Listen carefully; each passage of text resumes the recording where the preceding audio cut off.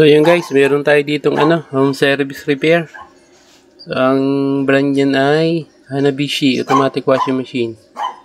So pinower on ko yan, then spin tayo, try. Kasi ang issue niyan ay sa spin.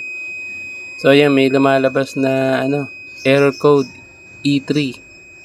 Pagka mga ganyang E3, may kinalaman yan dun sa mga safety switch o safety features ng ng washing. So ang possible niyan is yung door switch ang may problema. So bubuksan natin.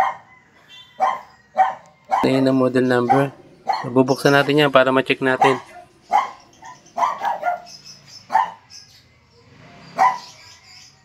So yan, after natin mabuksan, yan yung kanyang pinaka door switch. So possible malfunction yan o kaya hindi nagana.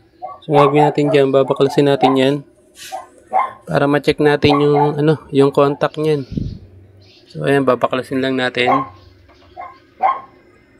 na natin yan sa pagkaka-fix. So yun yung pinaka switch niyan. So dalawa yan, isang switch sa tab tsaka isang switch sa door. So etong sa sa tabs, okay, walang problema yan. So ang problem natin is dito mismo sa door switch. Yan, ito yung door switch niyan. So ayan wala siyang continuity. Ayan pinapress natin yan, wala. Swing open. Possible yung kanyang tip sa loob is hindi nagko-connect yung dalawa. So ayan, babaklasin uli natin yan para ma-check natin yung pinakaloob niya kung ano nangyari. So ayan, binaklas natin yung pinaka-cover niyan. So ayan yung pinaka-loob niyan. So ayan so testing natin. So pag tester natin dyan, wala siyang contact. Ayan so walang buzzer yung ating multi-tester. Wala. So gagawin natin dyan, yung pinaka-tip nyan, yung nagko-connect dyan sa dalawang in between. Yan yan. Liliyahin natin yan para magkaroon ng contact. Pagkatapos natin na maliha, so okay na po yan. Ayan meron ng buzzer. Ibig sabihin, magka-connect na po yan dalawang tip na yan. So yan, may continuity na. So okay na po yan. Ang gagawin natin dyan, ipipix natin, then ina natin sa sa washing. So yan guys, so tinaray na natin sa spin yan.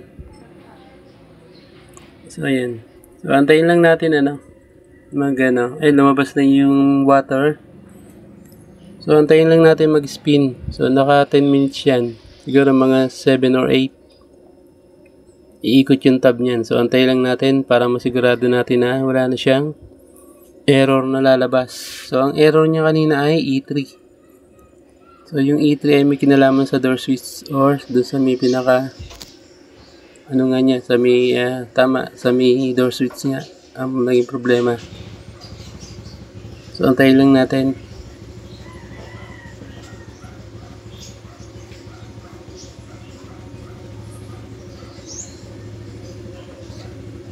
Nag-7 na. So ibig sabihin malapit na yan nag-spin na. So yun guys, ibig sabihin okay na yung ating automatic washing machine. Na-solve na natin yung error, na-fix na natin. Sabihin working 100% na po yan. So yun guys, hanggang dito na lang yung aking video. Sana nakatulong. Salamat.